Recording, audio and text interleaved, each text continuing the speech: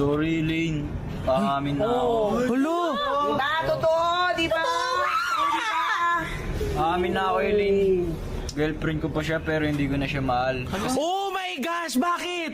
Kasi sinabi ko naman na po sa kanya na hiwalay na Anong kami. sinabi sa akin? Eh, hindi ka nga makontak. Nasabi ko ni! Sorry, Lane. Nasabi ko naman naloko ka eh! Sorry, Lane. Magsama na ulit kayo! Magsama na ulit kayo! Hoy, Elaine! Hoy! Elaine! Ginawa mo, ginawa mo, sinaktan mo yung kapatid ko. Kasinungaling mo! Sinungaling ka! Lane, sorry, Tama Lane. na, Saidi! Tama na, Saidi. Huwag mo na sundan yung kapatid namin. Diyan ka lang. Diyan ka nga, nakakaasar ka.